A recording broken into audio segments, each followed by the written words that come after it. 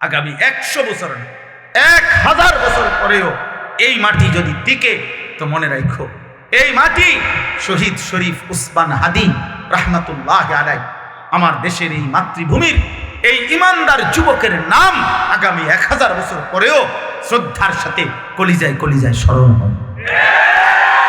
পৃথিবী তাকে মনে রাখে। হ্যাঁ হ্যাঁ, মনে রাখো। এই যুবক ইমানদার ছিল। 33 বছর বয়সী এক যুবক, যে সুনির্দিষ্ট কোন রাজনৈতিক দলের সদস্য ছিল না, যে একাই মেহনত করে গেছে আধিপত্যবাদের বিরুদ্ধে, আগ্রাসনের বিরুদ্ধে, মাতৃভূমির প্রতি ইঞ্চি জমিন হেফাজত করতে চেয়েছে। তার সামর্থ্যের সবটুকু দিয়ে সে বলেছে, সে পাক্কা নামাজি ছিল, 5 ওয়াক্ত নামাজ পড়ত, ফজরের নামাজ প্রতিদিন জামাতে পড়ত, ফজরের নামাজ ক্যাম্পেইন করত, সাথীদেরকে ফজরের নামাজের জন্য উঠাইতো, ফজরের নামাজের বন্ধুদেরকে সাথে নিয়ে এরপরে ঢাকা 8 সংসদীয় আসনে ওয়ার্কিং করত প্রতিদিন ফজরের নামাজের পরে। তুমি খবরে দেখো, তুমি শুনো, দেখো এক যুবক, একই সাথে ঈমান এবং দেশপ্রেম দুইটাই তার মধ্যে সমান তালে ছিল। মাতৃভূমির প্রতিও প্রচন্ড টান ছিল, দেশের আজাদি স্বাধীনতা সার্বভৌমত্বের প্রতিও তার কলিজা ভরা মহব্বত ছিল, আল্লাহর প্রতিও তার মজবুত ঈমান ছিল।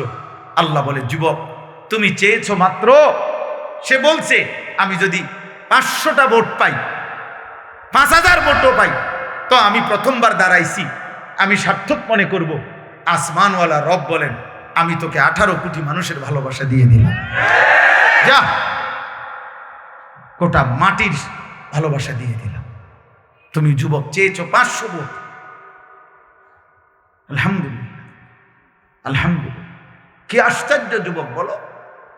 এই দেশের লক্ষ আলেম, মুফতি, মুহাদ্দিস, ইমাম, খতিব, মুয়াজ্জিন, ওয়াইজ, পীর, বুজুর্গ, আউলিয়া, তালিবে ইলম, হাফেজে কোরআন, আল্লাহর দ্বীনের সবাই, আবার সাধারণ থেকে সাধারণ মানুষ, রিস্কাওয়ালা, ট্রাকওয়ালা, ঠেলাওয়ালা, কুলিওয়ালা, দিন মজুর, বুড়া মানুষ, জওয়ান মানুষ, বাচ্চা মানুষ, সব তার জন্য চোখের পানি ফেলে অজরে কাঁদছে। এই জন্য যুবক, মরলে এমন মরাই মইর, বাঁচলে এমন বাঁচাই বাইছ। নারী দেখে দেখে মরে যাইবা, এমন সুন্দর শেষ করে দিলা হায়াত। উলঙ্গ ছবি দেখতে দেখতে আব্বা মরে যাইবা, নর্তকী দেখতে দেখতে। অথচ নারীর চাহিদা তো স্বাভাবিক চাহিদা, এটা তো আল্লাহ প্রত্যেকের পূরণ করছে। নারীর চাহিদা পূরণ না হইলে স্বামী স্ত্রী হয় কেমনে, বিবাহ হয় কেমনে? নারীর চাহিদা পূরণ না হইলে এই পৃথিবীতে মানব প্রজন্ম এই পর্যন্ত আইয়ে গেল। এটা তো একটা কমন বিষয়, একেবারেই সাধারণ একটা বিষয়। এটার জন্য নিজে বুঝি এত চরিত্রহীন হয়ে যেতে হবে। ছি ছি ছি ছি বেটা, থু বেটা, খা পুরুষ, অপদার্থ বেটা। এত সুন্দর যৌবন, যে সময় নিজেকে গড়া, দেশ গড়া, জাতি গড়া, রাষ্ট্র গড়া, আল্লাহর দ্বীন কায়েম করা, ইসলামের জন্য কিছু করা, আখিরাতের জান্নাত গড়া, সব কিছুর সর্বোত্তম সময় যৌবন। যুবক চাইলে নিজেকে গড়তে পারে, যুবক চাইলে দেশ গড়তে পারে, যুবক চাইলে সমাজ গড়তে পারে, যুবক চাইলে রাষ্ট্র গড়তে পারে, যুবক চাইলে আখিরাত জান্নাতও গড়তে পারে। এটা আল্লাহ প্রদত্ত শক্তি। আল্লাহ নিজে বলছেন, সুম্মালি তাবলুগু আশুদ্দাকুম, আমি আল্লাহ তোমাদেরকে যৌবনকালে শক্তির পূর্ণতা দিয়েছি। মানুষের দেহের শক্তি আল্লাহর বরাদ্দ, ওইটা পূর্ণতায় পৌঁছে যৌবনকালে।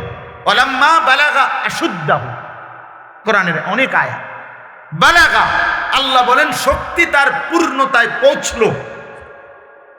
পৌঁছলো মানে যৌবনকাল, সমস্ত তাফসিরে আছে।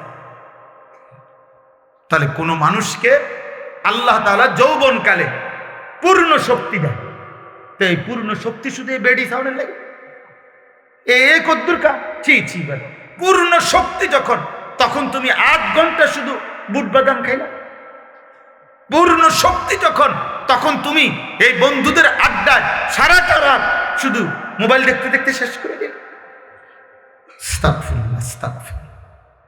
একটা ছেলে হইল বুঝ, আমি কোনো নির্বাচনী ক্যাম্পেইন করতে আসি নাই, আমি কোনো মার্কার পক্ষ হয়ে আসি নাই বাবা, আমি নিজেও কোনো প্রার্থী না। অতএব আমি শুধু বুঝাইতে চাই, তোমরা অনেক যুবক আসছো, কিশোর আসছো, তোমরাই জানো তোমরা কেন আসছো। যদি বলো আল্লাহর জন্য আসছি, যদি বলো হুজুর কোরআনের কথা শুনতে আসছি, তাইলে বাপ তোমরা বলো আজকে যারা এতগুলো ছেলে আসলা, কিন্তু এর মধ্যে অগণিত ছেলে আজকের মাগরিবের নামাজ পড়ো নাই, তাইলে তুমি কেন আসলা? তুমি তো আল্লাহ চেনো, তুমি কি শোনো নাই কোনোদিন মুসলমানের বাচ্চার উপরে নামাজ ফরজ? তোমার মা বলে নাই, তোমার বাবা বলে নাই, তোমার মক্তবের হুজুর বলে নাই, তোমার জুমার নামাজের বয়ানে ইমাম সাহেব শুনায় নাই, তোমারে কেউ আল্লাহ চিনায় নাই?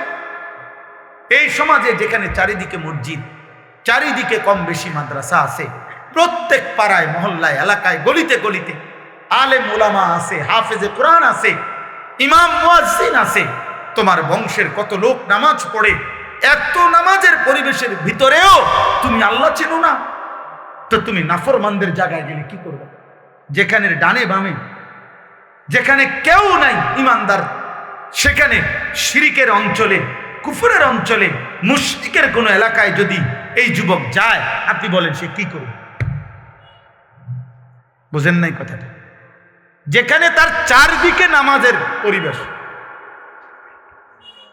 তার বাবা মা নামাজ পড়ে, তার দাদা দাদি নামাজ পড়ে, তার নানা নানি নামাজ পড়ে, তাগো গ্রামের কত মানুষ নামাজ পড়ে, সে যেই রাস্তা দিয়ে যাও প্রত্যেক নামাজের ওয়াক্তে একজন দুইজন চারজন মানুষ হইলেও দেখে যারা নামাজ পড়ে আছে, হে আজান শুনতেছে। ইন্ডিয়ার এমন অসংখ্য, ইন্ডিয়ায় এখনো এমন অসংখ্য এলাকায় প্রদেশ আছে যেখানের মানুষ মুসলমান জন্মের পর থেকে কোনোদিন প্রকাশ্যে মাইকে আজান শুনে নাই, নিষিদ্ধ। আমি তো ইউপি গেছি, দেখছি সেখানে মাইকে আজান নিষিদ্ধ। তাইলে আমার বলার উদ্দেশ্য হইল ভাই, এটা বুঝতে শিখো ভাই। পৃথিবী বিখ্যাত, সারা পৃথিবী বিখ্যাত এই কওমি মাদ্রাসার মূল যেই প্রতিষ্ঠান দারুল উলুম দেওবন্দ, ওইটা যেই প্রদেশে, ইউপি, ওই প্রদেশে প্রকাশ্যে মাইকে আজান নিষিদ্ধ। তাহলে যে অঞ্চল ইউরোপ, আমেরিকা, যেখানে চারিদিকে মুশরিক, যেখানে চারিদিকে উলঙ্গ অর্ধ উলঙ্গ মানুষ, যেখানে জিনা ব্যভিচারের স্বাভাবিক ফ্রি মিক্সিং, যেখানে যৌনাচার স্বাভাবিক বিষয়, ছেলে মেয়ে সম্মত হলে কোনো পাপ নাই, কোনো অপরাধ নাই, রাষ্ট্রীয় কোনো বাধা নাই, সমাজের কোনো বাধা নাই, কারো থেকে কোনো নিষেধ নাই, তো সেখানে তুমি গেলে কেমনে টিকবা? তোমার মাতৃভূমি চারিদিকে মুসলমান, এখানে আশ্চর্য, মানে আমি অনেক চিন্তা করি, আমার অনেক ভাবনা এটা। এই 18-16 বছর আর 20 বছরের ছেলে যেগুলো এক ওয়াক্ত নামাজ পড়ে না, আমার কাছে মনে হয় মানে তার চাইতে বড় গাদ্দার মানুষ হইতার। আরে বাপরে বাপ, তার মতো নিকৃষ্ট গাদ্দার, কারণ এতে শক্ত গাদ্দার, কারণ তার চারিদিকে ইসলাম আর পরিবেশ, মসজিদ, মাদ্রাসা, তার বংশের ফ্যামিলির, তার আত্মীয় স্বজনের অগণিত ব্যক্তি নামাজ পড়ে। তার স্বাস্থ্য ভাই হয়তো হাফেজে কোরআন, খবর নেই, তার বাতিজা একজন আছে হয়তো হাফেজে কোরআন, তার ঘরের অনেকেই আশেপাশে নামাজ পড়ে, আজান হয়, তাগো বাড়িতে হুজুর আইয়ে যায়, তাদের এলাকায় আলেম ওলামা ঘরে, এত কিছুর ভিতরে তার মা মুসলমান, বাবা মুসলমান, কিন্তু এই জানোয়ার এত শক্ত হারামি, তার কলিজার মধ্যে এমন শক্ত পাথর, এত বড় পরিবেশ থাকতেও এক ওয়াক্ত নামাজ পড়ে না। এটা মুসলমানের বাচ্চা হয় কেন? ছি ছি ছি ছি ছি বেটা, থু বেটা তোদের কপালে, বেনামাজি তোদের কপালে থুতু মারলাম বেটা, থুতু তোর কপালে, থু মারলাম তোর কপালে, বদনসিব বেটা। আল্লাহ না চিনলে মানুষ হয় নাকি? মালিক না চিনলে? আরে বেটা, মানুষ কৃতজ্ঞতা বোধ যার নাই, দুনিয়ার মানুষ পরিভাষার মধ্যে তাকে মানুষ বলে না। কেউ যদি এমন হয় যে আমি আজকে 30 বছর না, আজকে 5 বছর মিয়া আমনেরে সুখে দুঃখে আমি টাকা পয়সা দিয়ে গেছি, বিপদে আপদে টাকা দিছি, যখনই যা লাগে আমি আমনেরে দিছি, আজকে যখন 5 বছর পরে যদি আপনি আমার থেকে চোখ ফিরে এনেন, মৌলানা আপনার নাম কি বলেন? জি, তো তো আমি কি বলবো তখন? তুই মানুষের বাচ্চা নিলে, তোরে আজকে 5টা বছর ধরে আমি এত কিছু করলাম তোর লাগিয়া, আজ তুই চোখ ফিরে এলি বেটা, মানুষ বলবে কি না এটা? তাহলে দুনিয়াতে বেটা কদ্দুর ভাত মাছ খাওয়াইয়া দুনিয়াতে কয়টা টাকা, হয়তো মাসে 2000 দিছে, আর কি তা শীতকালে একটা কম্বল কিনা দিছে, একটা জাম্পার কিনা দিছে, তার বউ বাচ্চার লেগে কদ্দুর বাজার সদাই করে দিছে।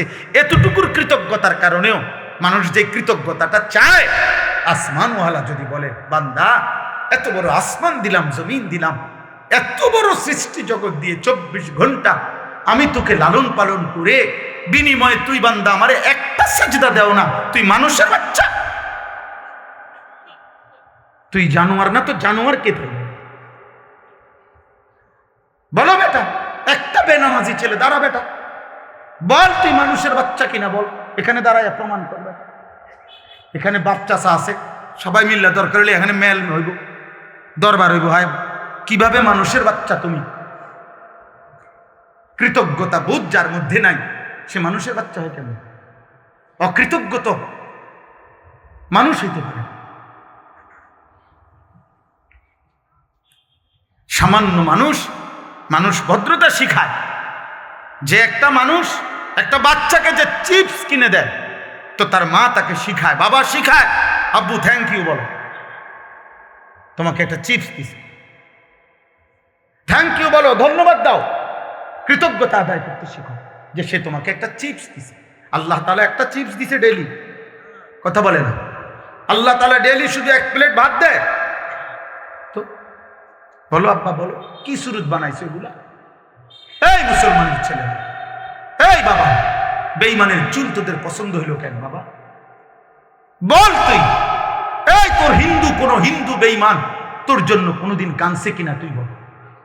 কোন ইহুদির বাচ্চা, কোন খ্রিস্টানের বাচ্চা, কোন বেঈমান তোদের জন্য কোনোদিন কাঁদছে কিনা? তোদের জন্য 23 বছর কাঁদছে যিনি, তিনি তো মদিনার বন্ধু রাসূলুল্লাহ সাল্লাল্লাহু আলাইহি ওয়াসাল্লাম। তো যিনি 23 বছর কাঁদছেন, উনি এই চেহারা দেখবার জন্য কাঁদছেন? বলো, তোমার মা 9 মাস তোমার গর্ভে ধারণ করে এত যন্ত্রণা সয়েছেন এই তোমার এই সুরত দেখার জন্য?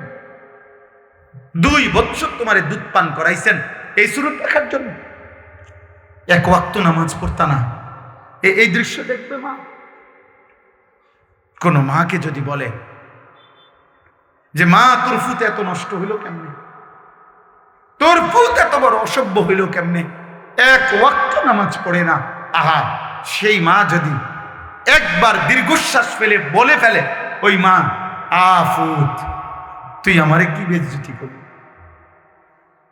বলেন, এটা যদি কোনো মা বলে ফেলে, তো এই অভিশাপ আল্লাহর আরশ পর্যন্ত পৌঁছতে কতক্ষণ লাগবে? বাপ যদি বলে ফেলে, ফুত তুই কেমনে আমার এত বড় বেইজ্জতি করলি? মানুষে কয় তুই আমার ফুত কেমনে হইলি? বলো বাবা, একটা ছেলে বল যাদের চেইলে চুলে কাটিংওয়ালা, সামনে কা বামে তোমরা যে ডিজাইনেবল, তো মুশরিকের চুল বাবা। খোদার কসম, আল্লাহ রাসূলের বিশুদ্ধ হাদিস, নবী সাল্লাল্লাহু আলাইহি সাল্লাম, নাহা রাসূলুল্লাহ সাল্লাল্লাহু আলাইহি সাল্লাম আনিল কাযা, একটা আরবি শব্দ, কাযাউন, কফ জা আইন। সাহাবারা জিজ্ঞেস করছে, ওয়ামাল কাযা ইয়া রাসূলুল্লাহ, এই কাযা মানে কি, যেটা আপনি নিষেধ করেছেন, নবীজি নিষেধ করেছে?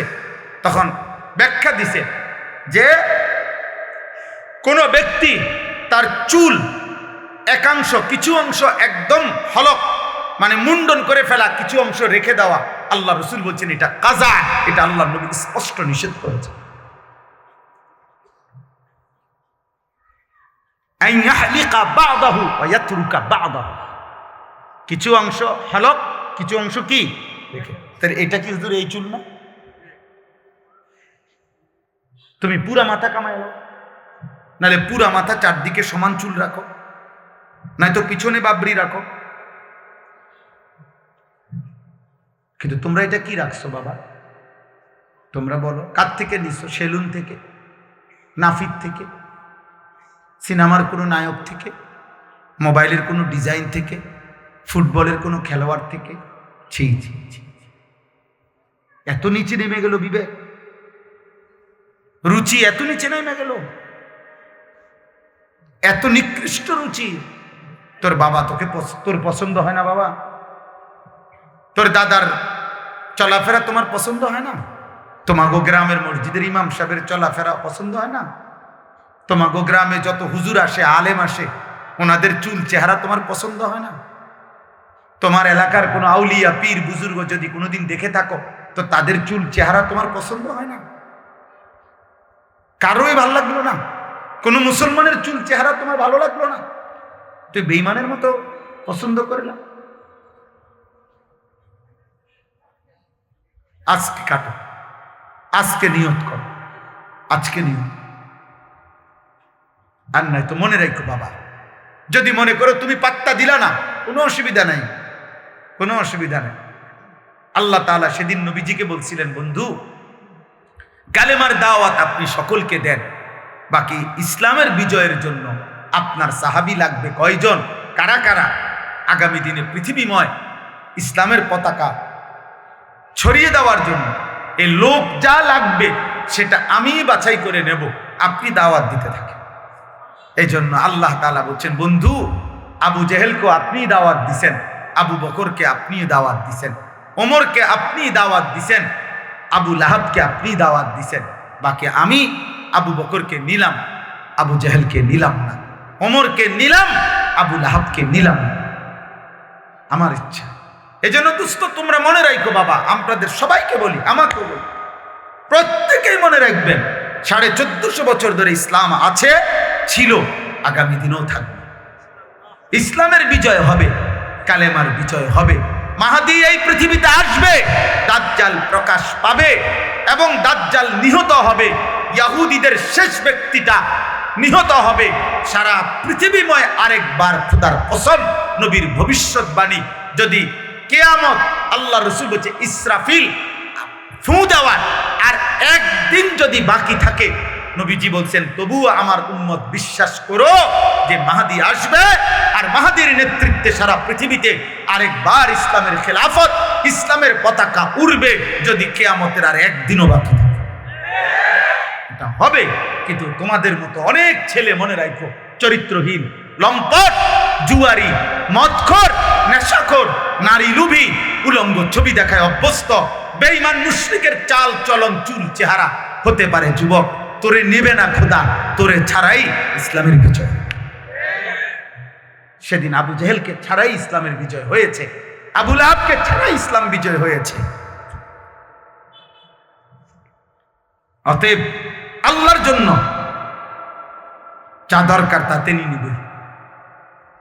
পৃথিবীর কেউ জানতো না এই শহীদ শরীফ উসমান হাদি রাহিমাহুল্লাহু তাআলা, এই ইমানদার যুবক এত সাহসী ছিল, এত ইমানওয়ালা ছিল, এত বেশি হিম্মতওয়ালা ছিল।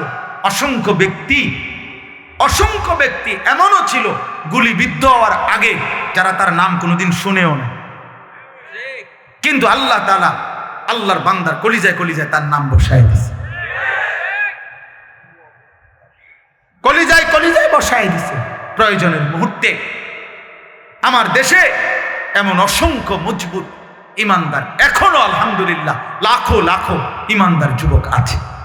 তুমি সময়ই দেবে, যখন যে দূর লাগবে মালিক যা রাখবে, যাকে নিবে তিনি নেবে। মূলত হেদায়েত দেয় কে? ফয়সালা দেয় কে? নবী সাল্লাল্লাহু আলাইহি সাল্লামের হাতে অনেক লোক কালেমা পড়ছে কিনা? তো আবু তালেব পড়লো না কেন? ফয়সালা কার হাতে? হযরত ইব্রাহিম আলাইহিস সালামের হাতে অনেক লোক কালেমা পড়েছে কিনা? তো ওনার আব্বা পড়লো না কেন? ফয়সালা কার হাতে? নূহ আলাইহিস সালামের হাতে অনেক লোক কালেমা পড়ছে কিনা? তো ওনার ছেলে কেনান কালেমা পড়লো না কেন? ফয়সালা কার হাতে? আবার ইব্রাহিম আলাইহিস সালামের বাপকে এত বলার পরেও এই ইব্রাহিম নবী বুঝাইতে পারল না আল্লাহর ইচ্ছা। আবার এই ইব্রাহিম নবী যখন বলল 12 বছর মাত্র ছেলেটার বয়স, 11 থেকে 12, ইসমাইলকে বলল, বাবা আমি স্বপ্নে দেখছি তোমারে জবাই করতেছি আল্লাহর হুকুমে, তুমি কি বলো? ছেলে এক বাক্যে বলছে, আমি আল্লাহর বিশ্বাস করি বাবা, আপনার মালিক আমার মালিক আল্লাহ, যা বলেছেন এখনই আপনি পালন করেন। তাহলে 11 বছর থেকে 12 বছর, এও ইব্রাহিমের ছেলে, ওই বেটাও ইব্রাহিমের বাপ। রব বলেন এদিক দিয়ে হেদায়েত দিলাম না, এদিক দিয়ে 12 বছরের বাচ্চাকে আমি হেদায়েত দিলাম। কার ফয়সালা? কার? নালে এরম হইল কার? বলেন এমন হলো কেন? আল্লাহ আমাদেরকে বুঝ দান, আল্লাহ আমাদেরকে বুঝ দান করে, আল্লাহ আমাদেরকে বুঝ দান করে। আমার কথা শেষ, আমি এতটুকু কথাই বললাম। আমি কোরআনুল কারীমের যে আয়াতগুলো পড়েছি, 3টা আয়াত, মূল উদ্দেশ্য 2টা আয়াত বলা, কথা এটাই। আল্লাহ তাআলা বলছেন আলিফ লাম মিম, এটা কোরআনের মুজিজা। এর অর্থ আল্লাহ এবং তার রাসূলই ভালো জানেন। মক্কার কাফেররা বলতো কোরআন মুহাম্মদের বানানো। তা আল্লাহ চ্যালেঞ্জ করে বলছে, তাহলে বলো এই অক্ষরগুলোর অর্থ কি? তারা বলতে পারে নাই। এতে করে প্রমাণিত হয়েছে কোরআন আল্লাহর কালাম। আরো বিস্তারিত কথা আছে, এটা আমাদের জন্য এতটুকুই কথা যথেষ্ট। আল্লাহ তাআলা বলেন আহাসিবান নাস, এই দেখেন 2টা তরজমা, শুধু কথা শেষ আপনি বুঝবেন। আল্লাহ তাআলা বলেন আহাসিবান নাসু আন ইউতরাকু আন ইয়াকুলু আমান্না ওয়া হুম লা ইফতানুন। আল্লাহ বলে আমার বান্দারা কি মনে করেছে যা শুধু মুখে বলবে আমি মুমিন, আমি মুসলমান, কাগজ দেখাবে, আইডি কার্ড দেখাবে, জন্ম নিবন্ধন সনদ দেখাবে, ধর্মের পাশে লেখা ইসলাম, অথবা মুখে বলবে আমি মুসলমান, আমি মুমিন, আমি আল্লাহ, কোনো পরীক্ষা না নিয়ে, আমি ইমানের পরীক্ষা না নিয়ে, আমলের পরীক্ষা না নিয়ে তাদেরকে এমনিতেই ছেড়ে দেব, জান্নাত দিয়ে দেব, এই কি ভেবেছে আমার বান্দা? আল্লাহ এটা জানতে। তোমরা কি এই ভেবেছো বান্দা? এটাই ভাবছো? আল্লাহ বলে না, যদি ভেবে থাকো ভুল, বরং শুনো, ওয়ালাকাদ ফাতান্নাল্লাযীনা মিন ক্বাবলিহিম। আল্লাহ বলেন ইতিপূর্বে যত লোক সকল নবীর জামানায় ঈমান এনেছে, আমি আল্লাহ প্রত্যেক ঈমানদারেরই ঈমানের পরীক্ষা নিয়েছি। কি নিয়েছিলাম? পরীক্ষা। ফালা ইয়ালামান্নাল্লাহুল্লাযীনা সাদাকু ওয়ালা ইয়ালামান্নাল কাযিবিন। আল্লাহ বলেন পরীক্ষা নিয়ে আমি জেনে নিয়েছি কে কে ঈমানের দাবিতে সত্যবাদী, কে কে মিথ্যাবাদী। পরীক্ষা ছাড়া দোস্ত আখিরাত নেই, পরীক্ষা দিতে হবে। এখন পরীক্ষাটা কি? পরীক্ষা হলো এই দুনিয়ার পুরা হায়াত আল্লাহ তাআলার আনুগত্যের পরীক্ষা। প্রতিবার নামাজের ওয়াক্ত পরীক্ষা, যাকাতের সময় পরীক্ষা, রমজানের রোজার সময় পরীক্ষা, হজ আদায়ের সময় পরীক্ষা, প্রতিবার নারী সামনে আসলে পরীক্ষা, আমি কি দেখছি না চোখ নামাচ্ছি, প্রতিবার টাকা সামনে আসলে উপার্জন পরীক্ষা, আমি হালাল রোজগার করছি না হারাম খাচ্ছি, প্রতিবার খাবারের সময় পরীক্ষা, হালাল খাচ্ছি না হারাম খাচ্ছি। অর্থাৎ আল্লাহর প্রতিটা আদেশ পরীক্ষা, আল্লাহর প্রতিটা নিষেধ পরীক্ষা, প্রতিটা হালাল পরীক্ষা, প্রতিটা হারাম পরীক্ষা, প্রতিটা জায়েজ পরীক্ষা, প্রতিটা না জায়েজ পরীক্ষা, প্রতিটা হুকুম পরীক্ষা, রাসূলুল্লাহর সব কথা পরীক্ষা। আল্লাহ বলেন এই পরীক্ষা মৃত্যু পর্যন্ত দিয়ে ঈমানের পরীক্ষায় উত্তীর্ণ হয়ে এরপরে জান্নাত নিতে হবে। জান্নাত তোমার আব্বার সম্পত্তি, জান্নাত কেউ টেন্ডার নিছে, কথা বোঝেন নাই? জান্নাত কারো টেন্ডার, জান্নাত একক আল্লাহর সিদ্ধান্ত। জান্নাতে কে কে ঢুকবে চূড়ান্ত এই সিদ্ধান্ত কার? একক আল্লাহ। কসম খোদা, আপনি বিবেকবান কোন আলেমকে জিজ্ঞেস করুন, রাসূলুল্লাহ সাল্লাল্লাহু আলাইহি সাল্লামের সর্বোচ্চ ক্ষমতা হলো সুপারিশ। সর্বোচ্চ ক্ষমতা কি? সুপারিশ মানে সিদ্ধান্ত নয়, সুপারিশ মানে ফয়সালা না। আপনি জিজ্ঞেস করেন যে কোনো হুজুরে, সুপারিশ মানে আবেদন। সুপারিশ মানে কি? আবেদন। আর আল্লাহ বলছে বন্ধু আপনার সুপারিশ আমি গ্রহণ করব, আপনারে আমি খুশি করব, আপনার মুখে আমি হাসি ফুটাবো, আপনারে আমি রাজি করব, আপনার কথা মতো আমি আপনার উম্মতকে আমি জান্নাত দেব। কিন্তু প্রশ্ন হইল 100 কোটি মনে করেন বান্দার ব্যাপারে নবী সুপারিশ করলো, ধরে নেন। তো সেখান থেকে আল্লাহ শুধু একজনকে জাহান্নাম দিল, আর বাকি সকলকে নবীর পছন্দ মতো জান্নাত দিয়ে দিল। সেই যাকে বাদ দিল একজন, সে যদি আমি হই, তাহলে বাকি সবাই জান্নাতে গেলে আমার কি লাভ? কথা বলে না, কথা বোঝেননি তো? ঠিক আছে, নবীজির সুপারিশে কোটি কোটি মানুষ জান্নাতে যাবে, আমি মাইনা নিলাম, এবং এটাই কথা, ঠিক আছে, সবই ঠিক আছে। কিন্তু যদি একজন বাদ পড়ে, সেটা যদি আমি হই, আরে বলে না কেন? তাহলে তাহলে কি লাভ আমার? বাকিদের লাভ, বাকিরা জান্নাতে গেলে আমার কি লাভ? আমি অনেক সময় বলি, এই যে আপনারা যারা বয়স্ক লোক, আপনারা অনেকেই আছে মিথ্যা, সুদ, কিস্তি, 2 নাম্বারি, ওজনে কম দিয়া, হাজার রকমের বাটপারি সিটারি কইরা পয়সা কামাই করে। কি মনে মনে সান্ত্বনা, আমি নিজে যদি কষ্ট কইরা চেষ্টা কইরা জিফুতেরে যদি আমি একটা ঘর দুয়ার বাড়ি ঘর জয় জমি সহায় সম্পত্তি লাইন ফাইন করে দিয়ে যাই, তাইলে আমি মূল্য আর আমার কোনো দুঃখ নাই। আরে বেকুব, আপনি যদি আপনার মৃত্যুর পরে আপনার জিফুত নাতি নাতনি যদি উন্নতি করে আকারে মঙ্গল গ্রহ ঘরবাড়ি করে, তা আপনার কি লাভ? আপনি তো কবরে। কথা বলেন, আপনি তো কবরে মিয়া। তো আপনারা যদি কবরে ফিরে, তো এরপরে আপনার জিফুত যদি এখানে এসি রুমও ঘুমায়, তো আপনার কিতা? তো তাহলে আপনি এটা কিতা করলেন? আপনি যে কইলেন আমি থাকতে যদি সব করে দিয়ে যাই, মূল্য আমার দুঃখ নাই। দুঃখ তো আমনেরে না, হেতের কি দুঃখ? হেতের তো সব করে এই দিলেন, তারে তো বিল্ডিং করে এই দিলেন, তার তো দুঃখ নাই। দুঃখ আমনের, আমনের সুদের টাকায়, আমনের কিস্তির টাকা, আমনের এই 2 নম্বরই টাকায় আপনারে যখন প্রথমে ঢুকলেই কবরে যখন টাঙ্গাইয়া ফিটবো, তখন আপনি বুঝবেন দুঃখ কারে কয়, কত প্রকার কি কি। আপনি তখনই না বলবেন, আপনি তখনই না বুঝবেন। আপনি বুকামি করছেন মিয়া। আপনি মরে গেলেও এই পৃথিবীতে দুনিয়ার উপার্জন থাকবে, বাকিটা আপনার ফুতে নিজেই করতে পারবো। আপনি মরে দেখেন, আপনার বহুত, আপনার বাবা মরছে, আর আপনার বাবা যা করে নাই, এরপরে কি সন্তান আর কিছু করে নাই? কথা বলে না কেন? দুনিয়া বংশ পরম্পরায় বাড়তেই থাকে, হইতেই থাকে, এটা কিচ্ছু না। দরকার হলো কবর, দরকার হলো আখিরাত। শেষ কথা হলো, আল্লাহ বলেন, আম হাসিবাল্লাযীনা ইয়ামালুনা সাইয়্যাতি আন ইয়াসবিকুনা। আল্লাহ বলে, বান্দা, আমি আল্লাহ বলে রাখলাম, তোমরা মনে রাখবা, তোমরা যারা যারা নাফরমানি করছো, পাপ করছো প্রতিনিয়ত, আল্লাহ বলেন তোমরা এটা ভেবো না যে আমাকে ডিঙ্গিয়ে যাবে। এই পৃথিবীর সবার থেকে ছুটে যাইবা, কিন্তু আমি আল্লাহ থেকে ছুটবা কেন? আমারে আড়াল করবা কেন? আমাকে গোপন করবা কেন? অতএব যদি মনে করে থাকো আমি আল্লাহকে পাশ কাইটা যাবা, আমার থেকে লুকায়া যাবা, আমার থেকে আড়াল হইয়া যাইবা, আমার থেকে ডিঙ্গায়া যাইবা, সাআ মা ইয়াহকুমুন।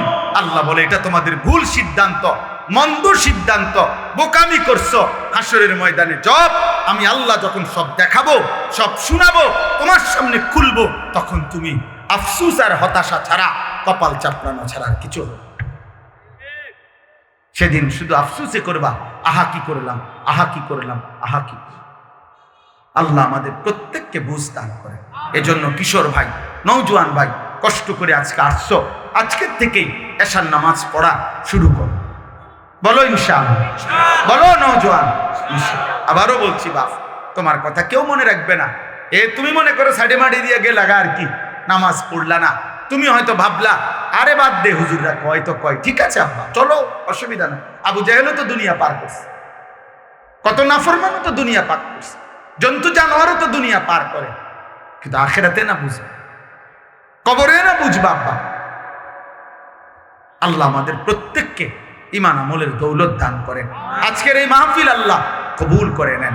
বাবা চাচাদেরকে বলি, হাত জোর করে, বাবা, হালাল ছাড়া হারাম দিয়ে, সুদ, কিস্তি, মিথ্যা, লোন, ওজনে কম দেওয়া উপার্জন, ঠকবাজি, বাটপারি, 2 নম্বরি উপার্জন দিয়ে জিফুত আমনে সংসার করে যাইয়েন না। এগুলা মানুষের জন্য, মানুষ হবে না। দুনিয়া ভোগ করতে পারবে, উপার্জন করতে পারবে, কিন্তু উপার্জনকারী আর দুনিয়া ভাত খাইতে পারে এরে মানুষ বলে। আখলাককে মানুষ বলে, চরিত্রকে মানুষ বলে, চারিত্রিক পবিত্রতাকে ইনসান বলে।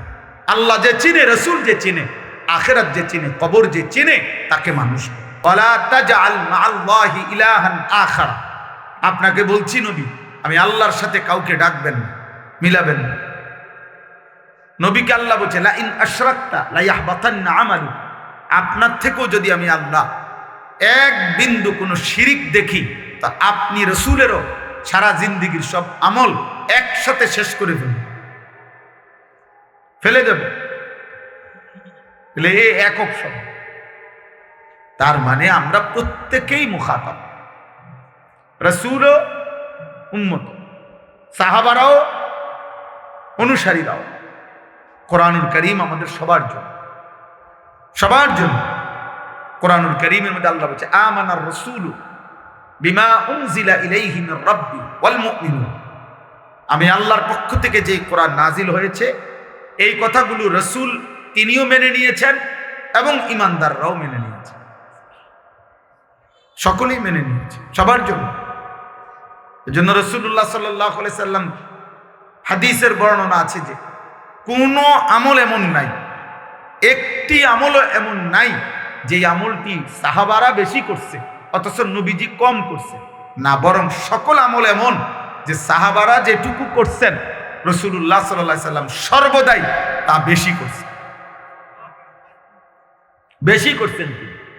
এমন কোনো আমল না যেটা তিনি কম করছেন, যে আমি যেহেতু নবী, আমি যেহেতু আমার তো একটু বিশেষ ছাড়টার আছে, হ্যাঁ তোমরা পালন করো, আমি ঘুমাই না, এটা না। আমরা উভয়েই মুখাতাব, উপরে নিচে আমরা সবাই মুখাতাব। হুজুর পাবলিক আমরা সবার জন্যই দিই, আমাদের সবার হিসাব হবে, আমারও আপনাদেরও, ছেলেরা তোমাদেরও, বাবারা তা আপনাদেরও, এবং আলাদা আলাদা হিসাব, আলাদা আলাদা। বাবার পক্ষ হয়ে ছেলে কথা বললে হবে না, ছেলের পক্ষ হয়ে বাবা কথা বললে হবে না, মুরিদের পক্ষ হইয়া ফিসাব কথা বললে হবে না। যেই সমস্ত ব্যক্তিরা মনে করে বা বলে যে বাবা তরাইয়া দিব, বাবা পার করে দেব, ভণ্ড এগুলো। বাবারে তো হুক বানাইবেন, বাবায় তো দৌড়ের উপরে থাকবে, শাসা জেডা উপা খালু সবই তো দৌড় দিব আখিরাত। বাপ চাচা, স্বাস্থ্য ভাই, জ্যাঠতো ভাই, কারোই তো হুঁশ নাই। তাইলে প্রত্যেকেই একজন একজন করে আল্লাহ তাআলার সামনে দাঁড়াইতে হবে। ওয়াকিফুহুম ইন্নাহুম মাসউলুন। কোরআনুল কারীমের মধ্যে আছে আল্লাহ তাআলা বলেন, আল্লাহ বলবেন ফেরেশতাগণ আমার একজন একজন বান্দাকে আমার সামনে এনে দাঁড় করা। আজ আমি আল্লাহ নিজে জিজ্ঞেস করব, আল্লাহ জিজ্ঞেস করবেন। ওয়াকুল্লুহুম আতিহি ইয়াউমাল কিয়ামাতি ফারদা। আল্লাহ বলেন সকলেই তোমরা কিয়ামতের দিন আল্লাহ তাআলার সামনে আসতে হবে একজন একজন। ফারদান আই ওয়াহিদ, একজন একজন, একজন একজন করে আসতে হবে। এজন্য নওজোয়ান যার যা মনে করতেছো, ফুর্তি, রং তামাশা, খামখেয়ালি, এজন্য অনেকে নামাজ পড়ো না, যে কেউ বলে না। তুমি মনে করছো তোমার আব্বা যেহেতু ধমকায় না, খালাস, আর কি, তোমার মা যেহেতু কিছু বলতেছে না, অতএব সমস্যা কি আর?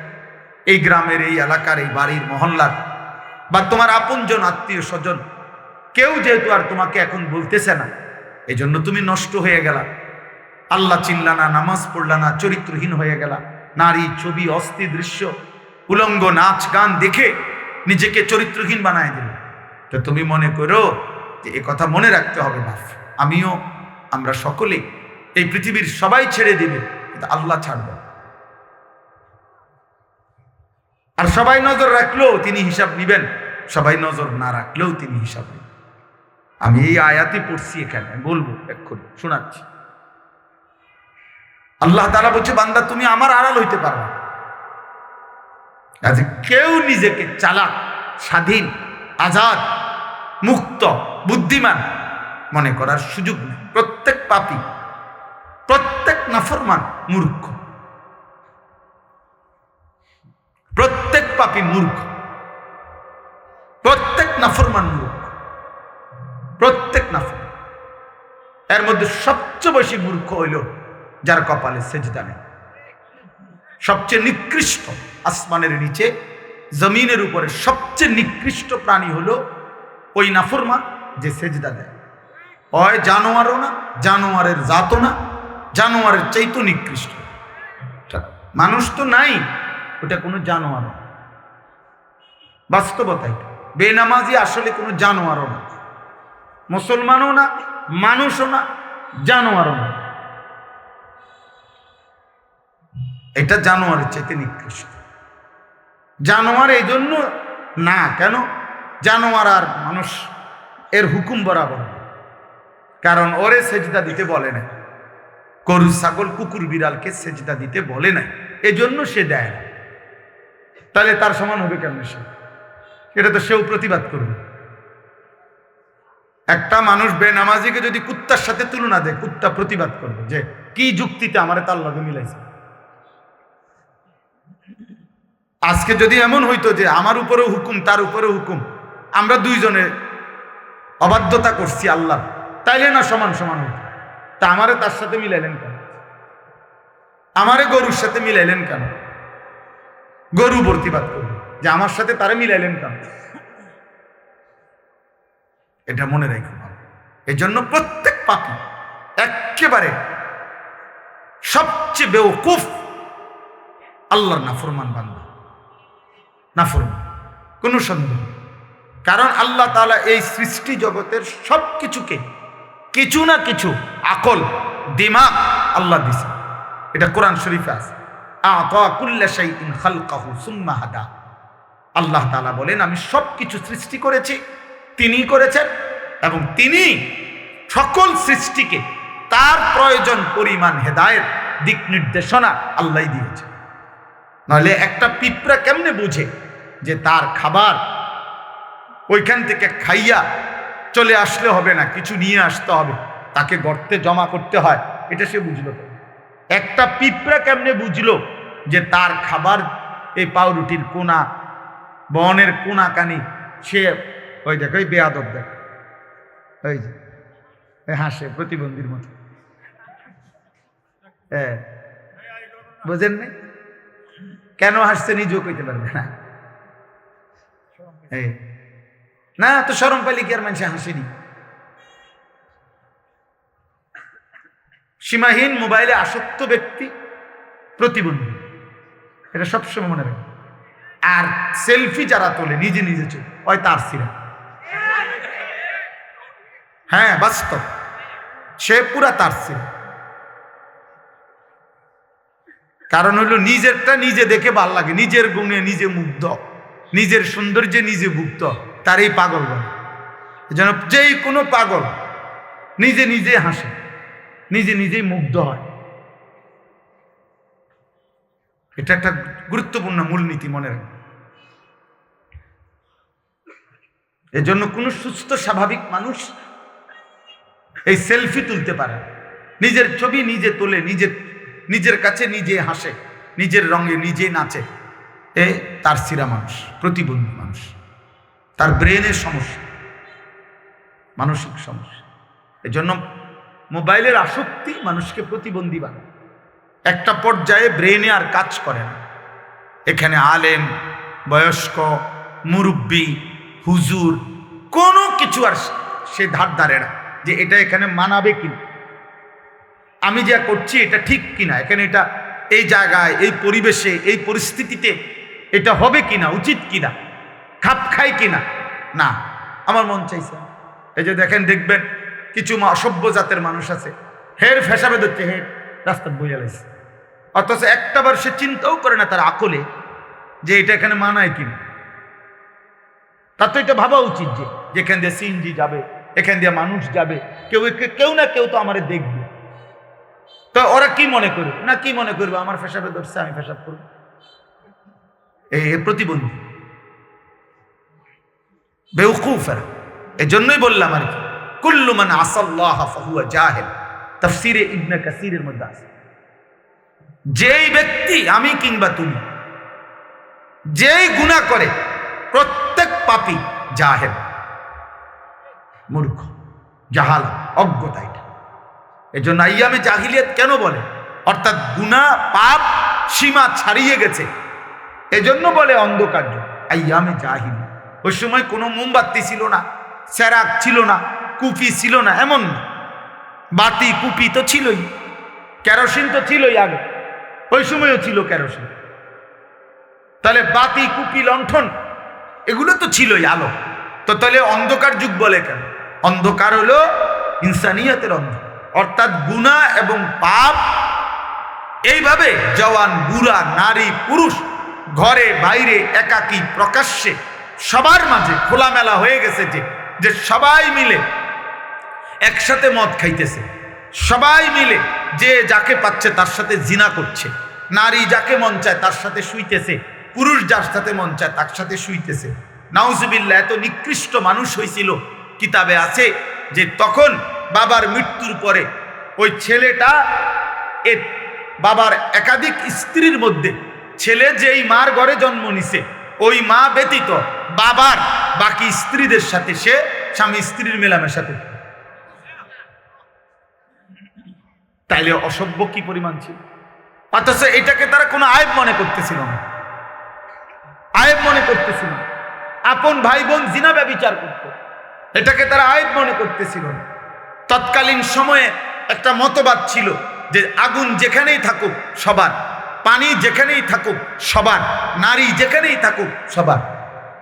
খোদার কসম, এটা মতবাদ ছিল, এই তিন জিনিস সবার। তাইলে এর জন্য বলে জাহিলিয়া, মানে মানুষের ভিতরে ন্যূনতম মনুষ্যত্ব, ভদ্রতা, জ্ঞান, আখলাক কিছুই ছিল। এজন্য ভাইয়া আবারও বলি, আমি সবসময় বলি যে কোনো সার্টিফিকেটে মানুষ হয় না, আখলাকে মানুষ, চরিত্রে মানুষ। এজন্য বাংলা বই, অঙ্ক বই, ইংরেজি বই, পদার্থ জীববিজ্ঞান, রসায়ন বিজ্ঞান দিয়ে মানুষ হয় না, উপার্জন শেখা যায়, উপার্জন শেখা হয়। এজন্য ওই বইগুলোর কোনো বইতে, কোনো ক্লাসের কোনো বাংলা বইয়ে, অঙ্ক বইয়ে, ইংরেজি বই, পদার্থ জীববিজ্ঞান, রসায়ন বিজ্ঞান কোনো বইতে এ কথা লেখা নাই যে এই বইটি মানুষ গড়ে তোলার জন্য রচিত হয়েছে। না না, পদার্থ শিখাবার জন্য, এটা জীববিজ্ঞান শেখানোর জন্য, এটা গণিত শেখানোর জন্য, এটা সাহিত্য শেখানোর জন্য, এটা ইংরেজি শেখানোর জন্য, মানুষ গড়ার জন্য, ইনসান বানানোর জন্য আল্লাহ তাআলা দাবি করছেন এই কোরআন আমি নাজিল করলাম মানুষ বানাবার জন্য। সাফ হিসাব, সোজা হিসাব। অতএব কোরআন যার জীবনে নাই, কোরআনুল কারীম যে দেখে দেখেও পড়তে পারে না, কোরআন থেকে যে তার জীবনের জন্য কিছু গ্রহণ করে নাই, ও মানুষ হইতে পারে, উপার্জনকারী প্রাণী হইতে পারে, ইকোনমিক্যাল অ্যানিম্যাল, অর্থনৈতিক প্রাণী। অর্থাৎ সে কিছু উপার্জন করতে জানে, কোনো না কোনো পেশায় সে কি করে, রোজগার করে, খালাস। কিন্তু ইনসান এটাকে বলে, ইনসান এটাকে বলে, ইনসান আখলাককে বলে। চরিত্র গুণে মানুষ হয়, টাকার গুণে। কত টাকা বেতন? 1 লাখ টাকা। হ্যাঁ, তাই মানুষের মতো মানুষ হয়েছে। কেমন হয়েছে? 1 লাখ টাকা। 1 লাখ টাকা কারো ইনকাম হইলে সে যদি মানুষ হয়, তো তাইলে যার ইনকাম 10 লাখ টাকা সে তো মহামানুষ, সে তো মহামানব। বোঝে না? যেহেতু আতির ওমান তাই ওই যে দেখেন, ওই বেয়াদব দেখেন, এই যে দেখছেন, ওই বেয়াদব আবার হাসে নিজে। হ্যাঁ, না না কিছু বলেন, আমি বলবো, আমি বুঝাইলাম আর দেখাই আর কি মাঝে মধ্যে। এই যে বললাম যে প্রতিবন্ধী, কোনো শব্দে কাজ করে না, ব্রেনে কাজ করে না, আমি তো এটাই বুঝাইতে চাই, এটাই তো দেখাইলাম। ওর অসভ্যতাও করেই যায়, এটাই তো প্রতিবন্ধিতার লক্ষণ। ব্রেনে কাজ করে না, আলাদা পার্থক্য জ্ঞান। প্রতিবন্ধী কাকে বলে? যার পার্থক্য জ্ঞান। বুদ্ধি প্রতিবন্ধী মানে যার মধ্যে পার্থক্য জ্ঞান নেই, যে পেশাবেও হাত দেয়, পানিতেও হাত দেয়, সেই তো প্রতিবন্ধী। সুস্থ স্বাভাবিক জ্ঞান যার মধ্যে না। আজ শুধুমাত্র দোস্ত এই পরিমাণ কিশোর নওজোয়ান তোমরা, মুসলমানের সন্তান তোমরা, সর্বোচ্চ 20 কিলোমিটার থেকে আসছো, নয়তো 30 কিলোমিটার জায়গার ছেলে তোমরা নর্থ বেঙ্গল থেকে আসো না, তোমরা খুলনা বরিশালের না, তোমরা পার্বত্য চট্টগ্রামের না, কাছাকাছি জায়গার মানুষ, অল্প একটু জায়গা। তাহলে 30 কিলোমিটার এরিয়ার ছেলে যদি তোমরা হও, তোমাদের এখানে যদি 500 ছেলে হয়ে থাকো ধরো, তে 500-র মধ্যে 480 জনের চেহারা বলতেছে এক ওয়াক্ত নামাজ পড়া। আর কি আছে? আমি বললাম আমি দাঁড় করাই এখন বেনামাজি। বেনামাজি তো অসভ্য, বেনামাজির চেহারা দেখলেই তো চিনা। বেনামাজি দয়া মায়াহীন, বেনামাজি গাদ্দার, বেনামাজি অহংকারী, বেনামাজি বেয়াদব, বেনামাজি আল্লাহর দুশ্মন, বেনামাজি রসুলুল্লাহর দুশ্মন, বেনামাজি কোরআনের দুশ্মন, বেনামাজি ইসলামের দুশ্মন, বেনামাজি পবিত্র মায়ের কলঙ্ক, বেনামাজি এক বাবার সারা জিন্দেগীর মেহনতের অভিশাপ। অভিশাপ, বাবার কলঙ্ক, যে আমার 16 বছরের মেহনত, আমার 40 বছর পর্যন্ত আমার জীবনে আমি যা রোজগার করছি, জীবনে মানুষ বানাইতে পারি, খাট বানাইতে আসছি, সোফা বানাইছি, এক সেট টাইলস লাগাইছি, মানুষ বানাইতে পারি। এই জন্য বাবার অপমান, এটা মায়ের অপমান, মায়ের অপমান, চরিত্রহীন যুবক মায়ের অপমান, বাবার অপমান। এই জন্য বাবা তোমরা বুঝো, সাফ কথা, এই পরিমাণ কিশোর যুবক তোমরা এক এলাকা, তো তোমরাই একজন আরেকজনের দিকে দেখো, তুমি দেখলো আন্দাজ করবা যে নামাজ পড়ে কি, কেন নামাজ পড়বে? এত কম বয়সে আল্লাহ ভুলে গেলাম। মাত্র 18 বছর বয়সে এক ওয়াক্ত নামাজ যারা পড়ল না, এত অল্প বয়সে মুসলমানের বাচ্চা হয়ে এত বড় গাদ্দার হয়ে গেল। তাহলে 40 বছর পর্যন্ত বেনামাজি যদি চলতে থাকে, তো তুমি তো দাজ্জাল হয়ে যাবে। হ্যাঁ, ওই মাত্র 16 বছরে এত বড় গাদ্দার, চিন্তা করেন, বলেন ভাই, বিষয়টা নিয়ে ভাবেন।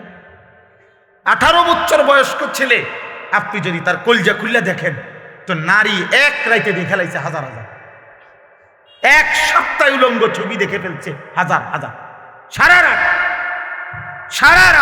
আহা, জানোয়ার যদি এত কম বয়সে যদি এত উলঙ্গ ছবি দেখে ফেলে, তো এরপরে বিবাহিত বয়সে নারীর কোনো মজাই তো পাবে না। ও তো যা দেখার দেখেই ফেলছে। এই হাইওয়ান তো আর বিয়ে করবে কি? আর ও স্বামী স্ত্রীর বন্ধন তার দরকার কি তখন? এই জন্য ঘরকে ঘর, এলাকাকে এলাকা, পরকি। স্বামীও তৃপ্ত না, স্ত্রীও তৃপ্ত না। বেডিরও হিসাব হইল না, আমার হিসাবে আমি আরো ভালো বেড়াই ফাইলাম। বেডার হিসাব হইল না, রে আমি ঠকছি রে, আমি তো আরো কি রে, আমি আজীবন ভর মোবাইলে কি দেখলাম, আমি এটা কি ফাইলাম, এতে বালা বালা বেডি তো আমি মোবাইলেই দেখছি। হ্যাঁ হ্যাঁ, হাইশো, আমি হাইশো, আর কোনোদিন সুখ মিলবে, আর কোনোদিন সুখ মিলবে। জীবনের এই অতৃপ্তি, খোদার কসম, সবচেয়ে বড় অতৃপ্তি। স্ত্রী নিয়ে যে সন্দিহান, স্বামী নিয়ে যে সন্দিহান, যে মহিলা সন্দেহ করে, টেনশনে থাকে, আমার স্বামী মনে 2 নম্বর। স্বামী যেখানে টেনশনে থাকে, স্ত্রী মনে 2 নম্বর। খোদার কসম, ওই ঘর, ওই সংসার জাহান্নামের টুকরো। ওইখানে পৃথিবীর সমস্ত বালাখানা, পৃথিবীর সমস্ত নাজ ও নিয়ামত যদি দেওয়া হয়, স্বামী স্ত্রীর এই অবিশ্বাস, এটা পৃথিবীতে আর কোনোদিন ওই ঘরে সুখ আনে না, সুখ আনে। এটা তোমরা, আমি বললাম বাবা, আমার কথা মনে রাখো, তোমরা পদে পদে তোমরা যারা এই বেহায়াপনা করছো, এর মাসুল খোদার কসম, নাফরমান ছেলে, তোর বাপের মাসুল তোর বাপে দিবে না, তোকে দিতে হবে। আমি বলে আমার নাম মনে রাখো, তোমাকে দিতে হবে। বললাম, তোমাদের এই চরিত্রহীনতা, তোমাদের এই দিবানিশি মোবাইলের আসক্তি আর নারীর ছবি, এই অশ্লীল জিনা ব্যভিচার নিয়ে পড়ে আছো, মদ জুয়ায় আসক্ত হয়ে, নারী ছবি, জিনা ব্যভিচার, নাটক, সিনেমা, বন্ধুদের আড্ডা, ঘন্টার পর ঘন্টা, 24 ঘন্টা। এমন শত শত মুসলমানের ছেলে, তাগড়া জওয়ান কিশোর, যার শরীর, দেহ, মন সব সুস্থ, অথচ এ বলতে পারবে না গত 24 ঘন্টায় সে কি করছে, নিজের জন্য কি করেছে, এই দেশের জন্য কি করেছে, আগামীর আখিরাতের জন্য কি করেছে, কিছুই জানে না। কিছুই জানে না। 8 ঘন্টা পার হয়ে গেছে, জিজ্ঞাসা করেন যে বাবা কি করছো, সর্বোচ্চ খবর পাবেন যে কিছু বুট খাইছে, বাদাম খাইছে, মোবাইল টিপছে, বন্ধুদের সাথে আড্ডা দিছে, একজনের লাথি দিছে, আরেকজনের শার্ট টাইনা ধরছে, আরেকজনের জুতা চুল টাইনা ধরছে, আরেকজনের কাছে এমন মেয়ের বিশ্রী কথা, মেয়েকে কি নিয়ে ছবি, অশ্লীলতা, যেগুলো নিজেদের মধ্যে বলে এমন জঘন্য বিশ্রী কথা যে কুত্তাও এগুলা বলে না। কোন কুত্তাও এরকম বলতে না, মানুষের বাচ্চা তো দূরে থাকে, কোন কুকুর শুকরের মুখেও এমন কথা মানাবে।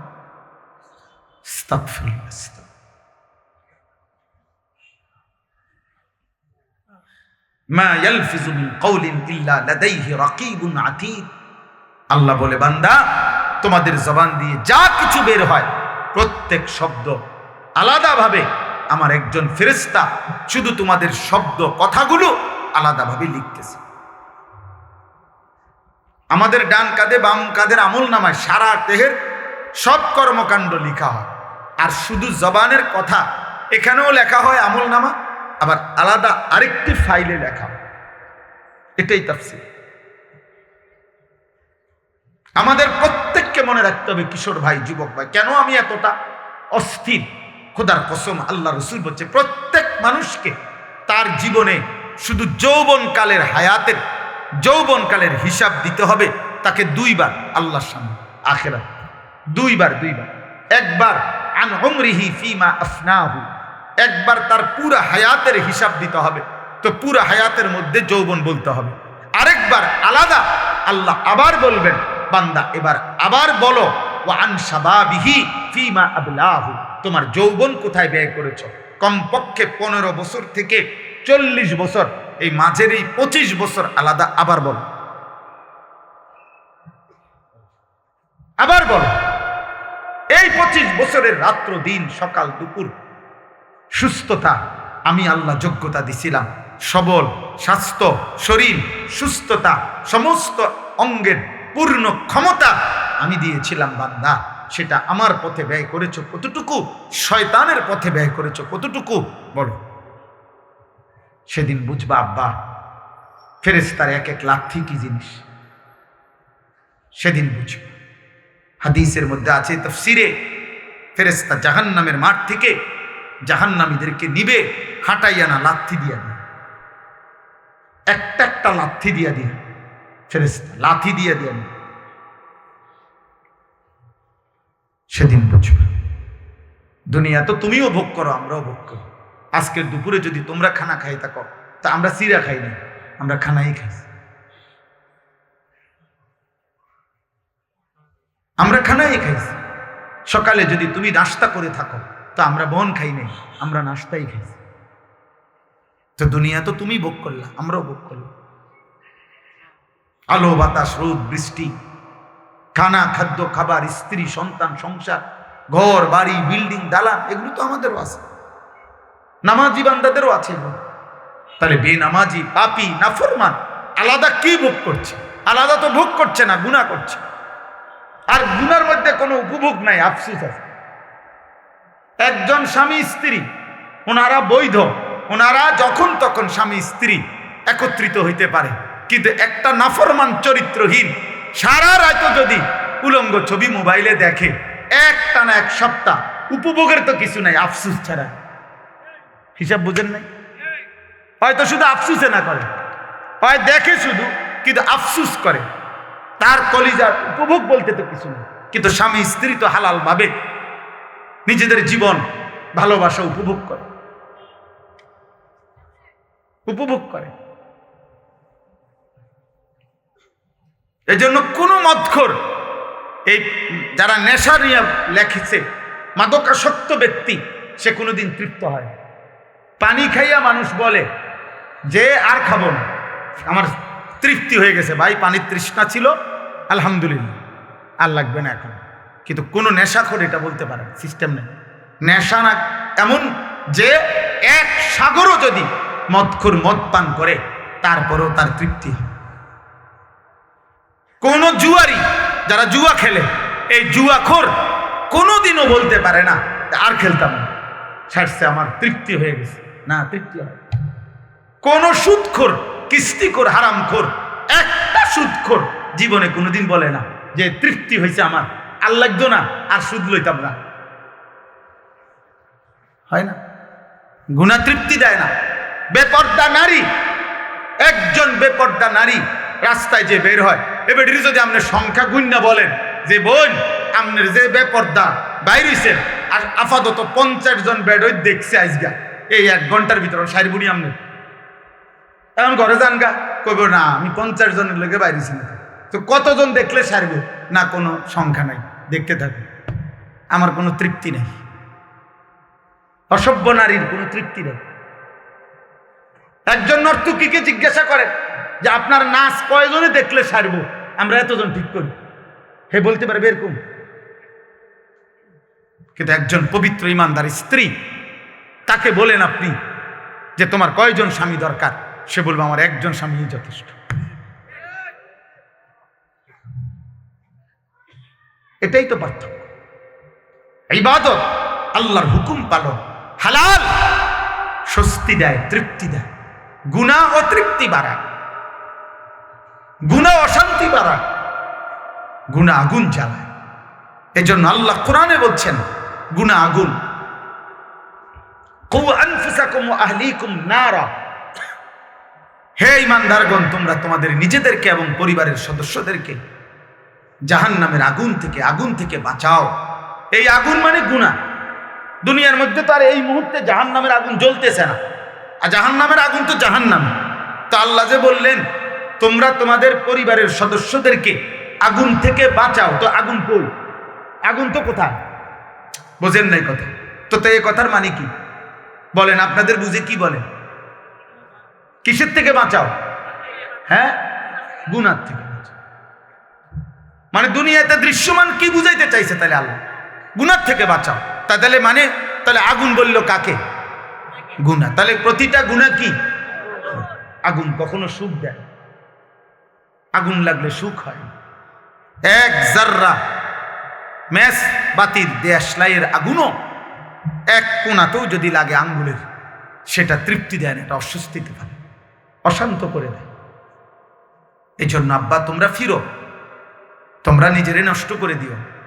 হইতে পারে বাবা মা কেউ আর বলতেছে না, পারতেছে না, আর তোমাদের বেঈমানের মতো চুল, মুশরিকের মতো চুল দেখলে ভয় পায়, বাবা ভয় পায়, তোমার মা তোমাকে ভয় পায় যে যে সন্ত্রাসী মাস্তান সাঁদাবাজের মতো চেহারা, চুল, এই বেঈমান, ওরে দেখলেই তো ভয় পাই, যা বাদ দে, ফিসে দিয়ে ফির।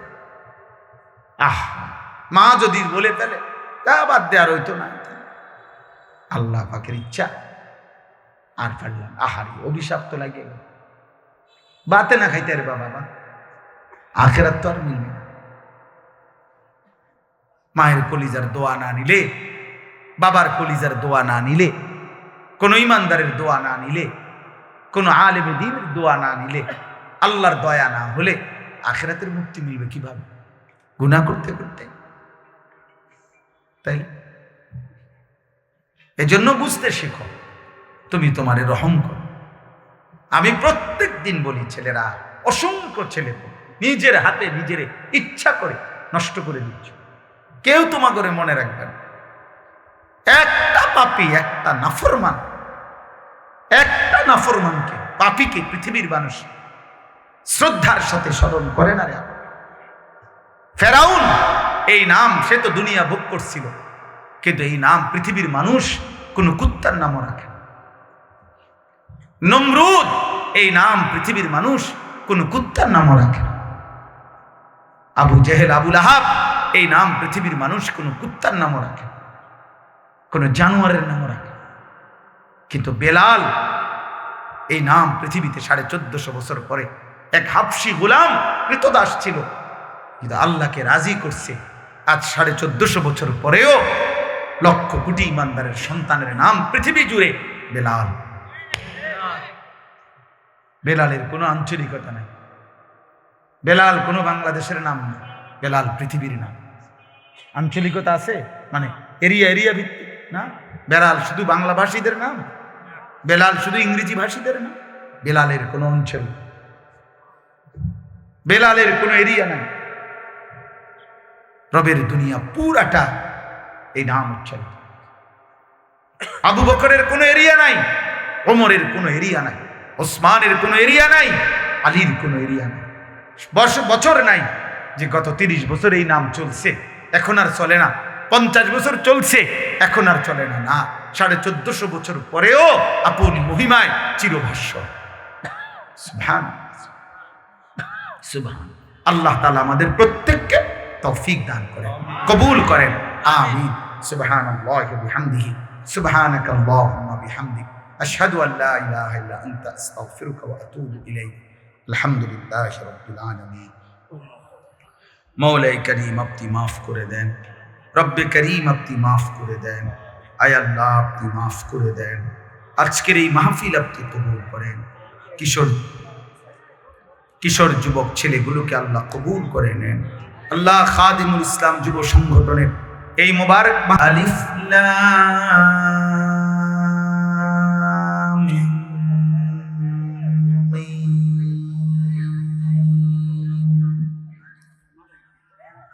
আহাসিবান নাসু আন ইউতরাকু আন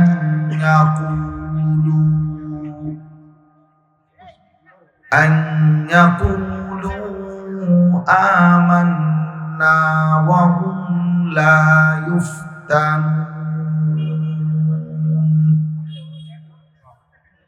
ওয়ালাকাদ ফাতান্নাল্লাযীনা মিন ক্বাবলিহিম ফালায়া'লামান্নাল্লাহুল্লাযীনা সাদাকু ওয়ালায়া'লামান্নাল কাযিবিন।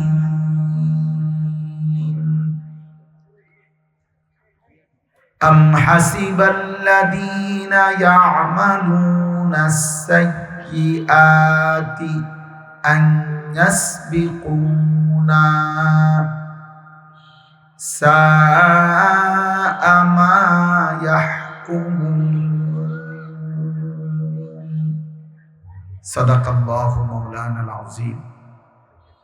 وقال نبينا صلى الله عليه وسلم اتق المحارم تكن أعبد الناس.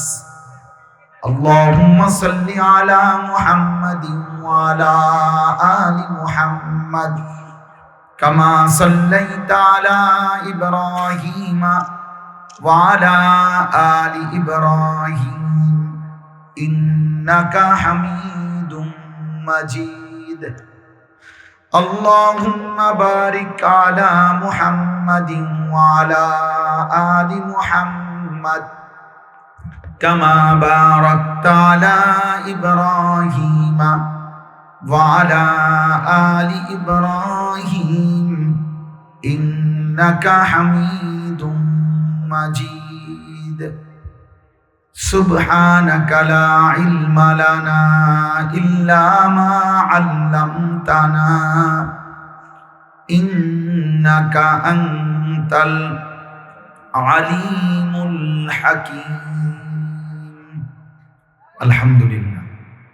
আল্লাহ পাক রব্বুল ইজ্জত যুল জালাল ওয়াল ইকরামের ফজল কারাম, রব্বুল আলামিনের অপরিসীম ইহসান, মেহেরবানি, দয়া, আল্লাহ তাআলা আমাদেরকে আজ 23 ডিসেম্বর 2025 রোজ মঙ্গলবার বিবাড়িয়া জেলা বিজয়নগর উপজেলাধীন চম্পকনগর খাদিমুল ইসলাম যুব সংগঠনের উদ্যোগে আজকের এই 13তম বার্ষিক ইসলামী মহাসম্মেলনে আল্লাহ তাআলা আমাদেরকে আসবার বসবার আল্লাহর জন্যই জমা হওয়ার তৌফিক দান করেছেন, আলহামদুলিল্লাহ। নওজোয়ান কিশোর ছেলেরা, যুবক ছেলেরা, তোমাদের কাছে আমার প্রথম কথা হলো, হাতে মোবাইল ধরে ভিডিও বা রেকর্ড করা যাবে না। আমি আস্তে আস্তে চিল্লাবে না, একদম চুপ। চিৎকার করো কেন? কথা না বলতে করে ওঠে। আগে তো শুনো কি বলতেছি, না না বুঝেই চিল্লাও কেন? জি, হাতে মোবাইল ধরে ভিডিও বা রেকর্ড করবেন একজনও। আমি স্পষ্ট নিষেধ করলাম, এটা আমার আদেশ। মোবাইল হাতে ধরে ভিডিও বা রেকর্ড করবে না কেউ, হুজুর, পাবলিক, কেউ না, সবার জন্য নিষেধ করলাম। মোবাইল হাতে ধরে রেকর্ড করলে মনোযোগ হয় না, দিল জমে না, কথা দিলে ঢুকে না। তো শুধু শুধু হাঙ্গামা করলে হবে না বাবা। এই মানুষ হইছে, মানুষ কম হইছে, বেশি হইছে, এগুলো তেমন কোনো আহামরি কিছু, এটা কোনো গুরুত্বপূর্ণ কোনো বিষয়। অতএব এটা তেমন কিছু না। অনেক মানুষ, এর চাইতে বেশি মানুষ হয়, এরকম হাজার হাজার মাহফিল প্রতি রাতে হয় সারা বাংলাদেশ। তাহলে এইটা কোনো আহামরি কিছু, এটা কোনো সফলতা বা ব্যর্থতার বক্তারও না, আয়োজকদেরও না। যেমন হুজুর আনছে, লোক হইছে, তো কি হইছে? লোক হইছে। লোক হইলে কি হইছে? লোক না হইলে কি হইছে? যেই বক্তার বয়ানের সময় 20 জন হইছে, তো উনি ব্যর্থ। কথা বলেন, উনি আল্লাহর কথা যেগুলো বলছে এগুলোর ব্যর্থ। আর যার বয়ানের সময় 2 লাখ হয়েছে, তো উনি জান্নাতি, ওনার কবরের আযাব মাফ। তাই তো উনি এটা দিয়ে করবে কি? এটা করবে কি? আখিরাতের দৃষ্টিতে এটার কি ফায়দা কি? এই জন্য অনর্থক চিল্লাচিল্লি করবা না ভাই, বিকট আওয়াজে চিৎকার করবা না। আমি অনেক পেরেশানি করে আসছি। একে তো ভাঙ্গা রাস্তা, খাওয়া ভীষণ জ্যাম, কিছু দূর সিএনজি দিয়ে আসছে নিজের গাড়ি রাইখে, এরপরে জ্যাম ভাঙছে, এরপরে পিছনে পিছনে গাড়ি আইসা আমাদের সিএনজি ধরছে পথে, তারপর আবার সিএনজির থেকে ডাইমা গাড়িতে আসছে। এই জন্য পথে না ভাত খাইছি বিকালবেলা আসরের নামাজ সময় কসবা এসে। তাইলে এই অঞ্চলে আমাদের সব সময় ব্রাহ্মণবাড়িয়ার রোডে কুমিল্লা থেকে মাহফিলে রওনা দিলেই পেরেশানি থাকে, মানে রাস্তাঘাট জায়গায় জায়গায় তন্তরের ওইখানে বিশাল জ্যাম। রোডঘাটগুলো পূর্ণ সোজা হওয়া পর্যন্ত এই পেরেশানি সব সময় থাকে। যাই হোক, আমি এই জন্য অল্প একটু সময় চাই, সবাই মনোযোগ হইল। বাহিরে যখন জামাত চলে, মাইকের অপারেটরকে বলে কোনো মসজিদের যেন জামাতের অসুবিধা না হয়। ওনারা নামাজ পড়বে কোথায়? মাগরিবের নামাজ এখানে ছিল, সের পরে আবার বয়ান হবে। আচ্ছা, ঠিক আছে। এই জন্য বাইরের মাইকের আওয়াজ কমাই দিবেন জামাতের টাইম, যেন কোনো মসজিদওয়ালারা কষ্ট না পায়। সে কিন্তু গালি দিবে, সে গালি শুনবেন বললাম। তো আপনাদের কাছে ছেলেরা, তোমাদের কাছেও বলি ভাই, মনোযোগ জরুরি। এই মোবাইলে ছবি তুললা, হই হুল্লুর করলা, লাফাইলা ফালাইলা, দফাদফি করলা, চিৎকার চেঁচামেচি করলা, এটা কি হলো? অর্জন কি? এটা কি ফুটবল খেলার মাঠ? এটা একটা তামাশা, বিনোদন কেন্দ্র? এরকম কিচ্ছু না ভাই। কাজে অনর্থক হাঙ্গামা করার কিচ্ছু না। হুজুরদেরকে নিয়ে লাফালাফি করার কি আছে? দিন মানা দরকার, আখেরাত মানা দরকার। কোন আলেমে দিন তার বলার মাকসাদ তো আখেরাত, জীবন পরিবর্তন, জীবন পরিবর্তন। সমস্ত বুজুর্গানে দিন বলে থাকেন যে উসিকুম ওয়া ইয়া, আল্লাহর কথা, কোরআনের কথা। এই কথাগুলো যারা বলেন ওনাদের মাকসাদ থাকে যে আপনাদেরকেও বলতেছি, নিজেকেও বলছি। উসিকুম ওয়া ইয়া, আপনাদেরকেও বলছি, নিজেকেও বলছি। তা একই কথা, যদিও বক্তা একজন, শ্রোতা আপনারা, কিন্তু সম্বোধন আসলে আমাকেও আপনাদের। কোরআনের প্রত্যেক কথা যাদেরকে লক্ষ্য করে বলছেন আল্লাহ, সেই মানুষগুলোর মধ্যে আমিও অন্তর্ভুক্ত, আপনারাও অন্তর্ভুক্ত, ইমাম সাহেবও অন্তর্ভুক্ত, মুসল্লিও অন্তর্ভুক্ত, পীর সাহেবও অন্তর্ভুক্ত, মুরিদও অন্তর্ভুক্ত। কোরআনের সম্বোধন। এজন্য কোরআনুল কারীমের মধ্যে আছে অসংখ্য আয়াত, আল্লাহ তাআলা শুধু একক শব্দ বলে নবীজিকে লক্ষ্য করে বলছে যে আপনাকে বলতেছে। নবী সাল্লাল্লাহু আলাইহি সাল্লামকে একা বলছে, ফাকাতিল ফি সাবিলিল্লাহ, আপনি একা কেউ না থাকলেও আল্লাহর পথে যুদ্ধ করুন। কাতিল এক বচনের শব্দ, লা তুকাল্লাফু ইল্লা নাফসাকা, আপনি আপনার ব্যাপারে প্রতি মুহূর্তে জবাবদিহি দিতে হবে, হিসাব দিতে হবে। আল্লাহ বলছে পৃথিবীর কেউ যদি আপনার কথা না মানে, তবুও আমি আল্লাহর কথার উপরে আপনি রসুল একা হলেও মানতে হবে, পালন করতে হবে। এরকম অনেক শব্দ। হাররিদিল মুমিনিন, আপনি মুমিনদেরকে আল্লাহর পথে উৎসাহিত করুন, একক শব্দ। ওয়ামুর আহলাকা বিসসালাহ, আপনার পরিবারের সদস্যদেরকে